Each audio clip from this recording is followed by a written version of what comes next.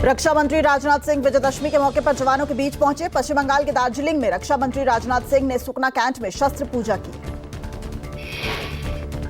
सुकना cantt में रखे पारंपरिक और अत्याधुनिक हथियारों की राजनाथ सिंह ने पूजा की। हथियारों पर टीका लगाया, विधि विधान के साथ माला पहनाई।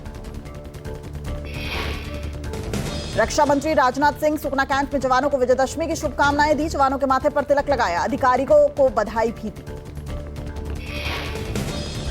राजनाथ सिंह ने जवानों में जोश भरा, कहा भारत पर आज बर्दाश्त नहीं, जरूरत पड़ने पर शस्त्र का इस्तेमाल जरूरी।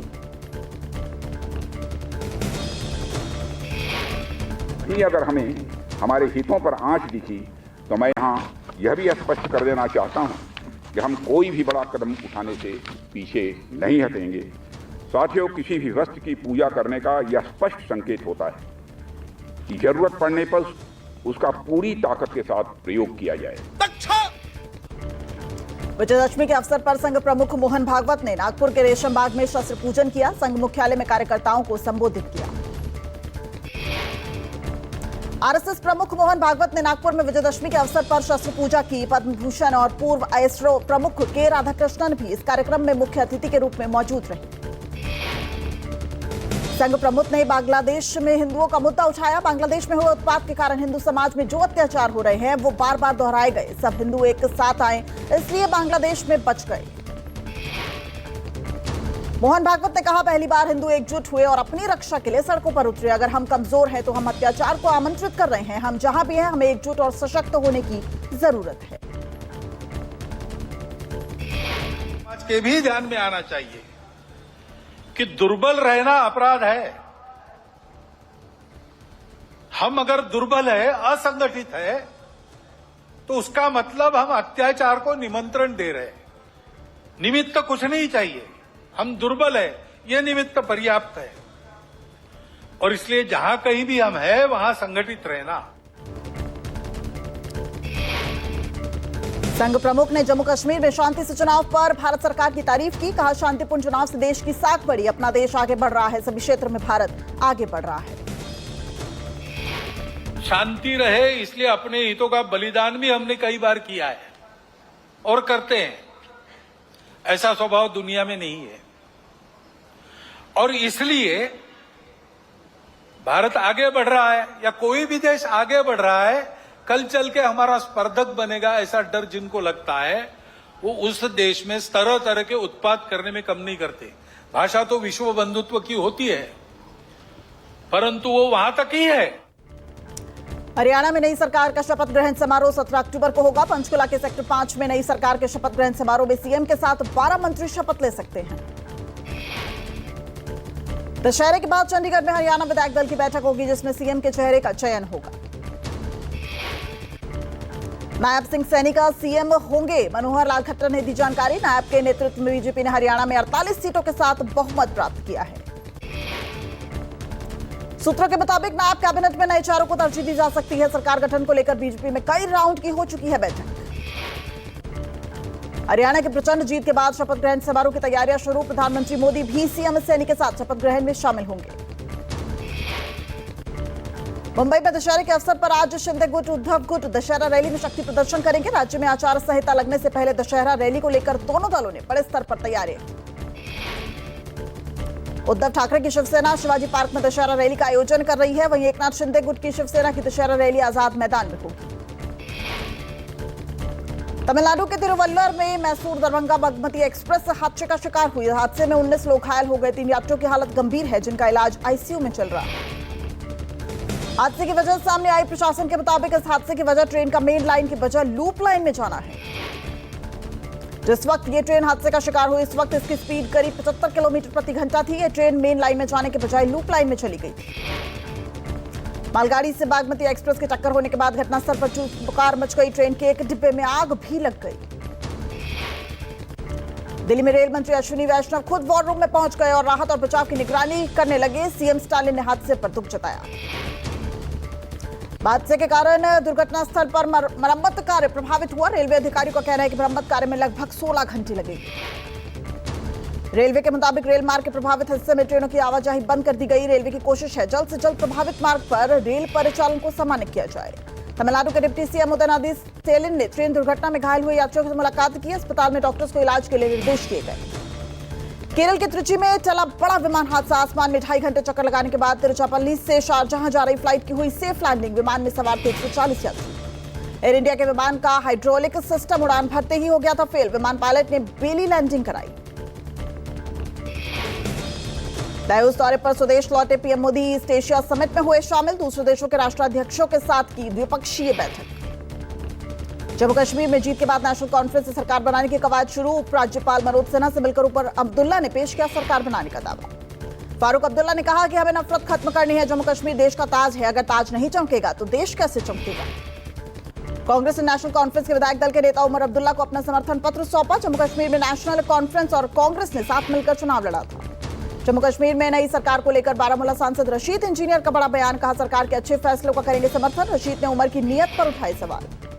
दिल्ली के सीएम आतिशी को घर आवंटित कर दिया गया है। पूर्व सीएम अरविंद केजरीवाल पहले इस बंगले में रहते थे। 6 स्टाफ रोड का बंगला आवंटित किया गया। अमेरिकी राष्ट्रपति पद के उम्मीदवार डोनाल्ड ट्रंप के बिजली और ऊर्जा के दाम में कटौती संबंधी चुनाव वादों को लेकर अरविंद केजरीवाल ने चुटकी ली। कहा कि रेवड़ी अमेरिका तक पहुंची। हरियाणा चुनाव परिणाम को लेकर कांग्रेस नेता अशोक गहलोत का बड़ा बयान। कहा महाराष्ट्र चुनाव पर पड़ सकता है हरियाणा चुनाव नतीजों का असर। हरियाणा चुनाव के नतीजों के बाद बीएसपी प्रमुख मायावती का ऐलान। अब किसी चुनाव में क्षेत्रीय दलों से गठबंधन नहीं करेगी बीएसपी। महाराष्ट्र में महाविकास अघाड़ी में सीट शेयरिंग को लेकर बनी सहमति। यूबीटी नेता संजय राउत ने कहा 288 में से 210 सीटों के लिए बनी सहमति। जल्द होगा सीटों का ऐलान। महाराष्ट्र सरकार की कैबिनेट बैठक से अजीत पवार के वॉकआउट की खबरों का एनसीपी ने किया खंडन। रतन टाटा की श्रद्धांजलि सभा के लिए बैठक से जल्द निकले थे अजीत पवार।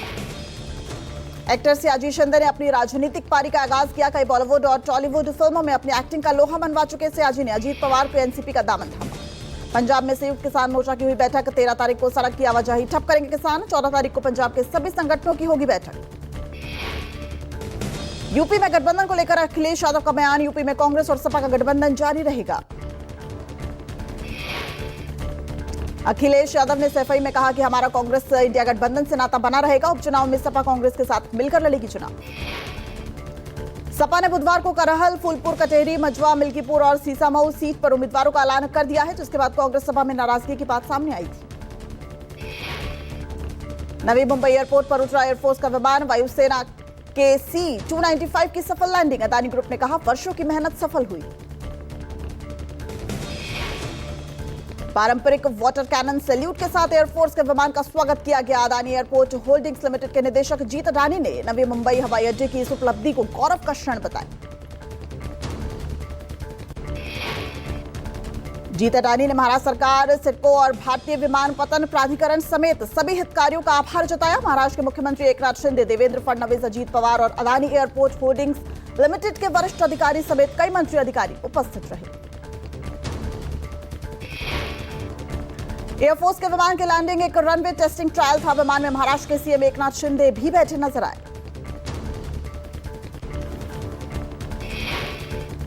इस एयरपोर्ट का निर्माण अदानी ग्रुप ने किया है। मार्च 2025 तक एयरपोर्ट पर फ्लाइट ऑपरेशन शुरू हो जाएगा। एयरपोर्ट की कैपेसिटी 10 से 11 करोड़ पैसेंजर्स की है। राजस्थान के कोटा में रावण का पुतला गिरा। मेले में पुतला खड़ा करते वक्त ट्रेन की बेल्ट टूट गई। कई जगह से पुतला डैमेज हो गया। पेड़ पर गिरा भारी भरकम रावण पुतले का आधा हिस्सा। शुक्रवार शाम हादसा हुआ। लोगों ने हादसे को कैमरे में कैद कर लिया। करीब 15 फीट हाइट से गिरा पुतला। नगर निगम प्रशासन में हड़कंप मच गया। डैमेज पुतले को खड़ा करने का काम रात भर जारी रहा। 3D लुक में तैयार था 80 फीट का पुतला। जामनगर की महिला कॉर्पोरेटर ने दिखाया काली का स्वरूप। लोगों का बिजली बिल बहुत ज्यादा आने पर हाथ में डंडा लेकर पहुंची अधिकारी के ऑफिस। जामनगर के पीजीवीसीएल के ऑफिस में फैली सनसनी। वार्ड नंबर 4 की कांग्रेसी महिला कॉर्पोरेटर रचना हाथ में डंडा लेकर मुख्य बिजली अधिकारी के ऑफिस में घुस गई। महिला कॉर्पोरेटर ने बिजली कर्मचारी को भी डंडा दिखाया। बिल को सही करने के बाद गुस्सा किया। बाद में बिजली अधिकारी ने पुलिस को बुलाया। दिल्ली में एक बार फिर ड्रग्स की खेप बरामद हुई है। दिल्ली पुलिस ने रमेश नगर से करीब 2000 करोड़ की कोकीन बरामद की है। जानकारी के मुताबिक ये ड्रग्स नमकीन के पैकेट में छिपाकर रखी गई थी। पुलिस ने 4 आरोपियों को गिरफ्तार किया है और मास्टरमाइंड लंदन फरार बताया जा रहा है।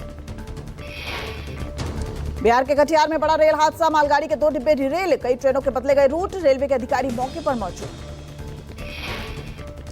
हादसा बारसोई लाइन के सुधानी रेलवे स्टेशन के बीच हुआ। इसकी वजह से न्यू जलपाईगुड़ी रेल लाइन बाधित हुई। पुणे में हिट एंड रन का मामला सामने आया। लग्जरी कार चालक ने 2 बाइक सवार को उड़ाया। हादसे में एक युवक की मौत, 3 घायल हो गए। आरोपी गिरफ्तार। हादसा देर रात करीब 1:30 बजे मुंडवा इलाके में हुआ। पुलिस ने सीसीटीवी फुटेज के आधार पर आरोपी की पहचान की और आरोपी को उसके घर से अरेस्ट कर लिया। जयपुर के करतारपुरा स्थित राजकीय उच्च प्राथमिक विद्यालय में बच्चों ने शिक्षक का पैर दबाया। वीडियो वायरल हुआ। वीडियो में शिक्षिका कक्षा में लेटी हुई है। बच्चे उसके पैरों पर खड़े होकर पैर दबा रहे हैं। वीडियो स्कूल की 4th क्लास का बताया जा रहा है। वीडियो सामने आने के बाद शिक्षा विभाग एक्शन में है। वीडियो की जांच की जा रही है। वहीं शिक्षा विभाग पर भी सवाल खड़े हुए हैं। रतन टाटा के निधन के बाद नोएल टाटा बने टाटा ट्रस्ट के चेयरमैन। रतन के सौतेले भाई हैं नोएल। शुक्रवार को ट्रस्ट की हुई बैठक में सर्वसम्मति से लिया गया फैसला। मुंबई के लोखंडवाला में फिल्म अभिनेत्री श्रीदेवी के नाम पर बने चौराहे का आज उद्घाटन होगा। 24 फरवरी 2018 में हुई थी श्रीदेवी की अप्रत्याशित निधन। महाराष्ट्र के नासिक में फायरिंग अभ्यास के दौरान फटा गोला, 2 अग्निवीरों की मौत। मरने वाले अग्निवीरों की पहचान गोहिल विश्वराज सिंह और साकेत शेठ के तौर पर हुई। दिल्ली मुंबई से 7600 करोड़ रुपए के ड्रग्स बरामदी मामले में ईडी ने पीएमएलए के तहत दर्ज किया केस। अब तक 7 लोगों की हो चुकी है गिरफ्तारी। नोएडा के सेक्टर 126 स्थित एमआईटी यूनिवर्सिटी कैंपस के बाहर चली गोली। एक छात्र के पैर में लगी गोली। 2 गुटों के बीच हुई मारपीट के दौरान चली गोलियां। पंजाब के फिरोजपुर में बीएसएफ ने बॉर्डर पार से तस्करी कर लाई जा रही ड्रग्स को पकड़ा। ड्रग्स ड्रोन के जरिए भारत में भेजी जा रही थी। बीएसएफ ने ड्रोन को मार गिराया। बीएसएफ ने ड्रोन से 500 ग्राम हेरोइन, 1 पिस्तौल और मैगजीन बरामद की है और मामले की जांच में जुट गई है। त्योहारी सीजन में दिल्ली एनसीआर में टमाटर की कीमत 140 रुपए तक पहुंच गई। 140 रुपए के पार पहुंचे लोगों पर महंगाई की मार नजर आई। बेंगलुरु से टमाटर की आवक कम होने के कारण पिछले 4 दिनों के अंदर ही इसकी कीमत 3 गुना तक हो गई। वहीं आलू के दाम स्थिर हैं। गाजीपुर सब्जी मंडी में आलू 40 से 55 रुपए प्रति किलो बिक रहे हैं, तो प्याज का दाम 80 रुपए प्रति किलो पहुंचा। महंगी सब्जी के कारण लोगों में थाली से गायब हो रही हैं सब्जियां। देश भर में आज मनाया जा रहा है विजयदशमी का त्योहार। दशहरे पर माता वैष्णो देवी मंदिर में मां के दर्शन के लिए लगा भक्तों का तांता। श्रद्धालुओं की लंबी कतारें। तेलंगाना में विजयदशमी के अवसर पर माता के मंदिरों में उमड़ा भक्तों का सैलाब। हैदराबाद के बशीरबाग में कनकदुर्गा मंदिर में भक्तों ने किए माता के दर्शन। असम में विजयदशमी के अवसर पर गुवाहाटी के मंदिरों में माता के दर्शन को पहुंच रहे हैं श्रद्धालु। मां कामाख्या मंदिर में भक्तों ने मां के दर्शन कर विधि विधान से पूजा अर्चना की। नवरात्रि के अंतिम दिन छतरपुर मंदिर में मां कात्यायनी की पूजा अर्चना की गई। माता की आरती में बड़ी संख्या में श्रद्धालु शामिल हुए।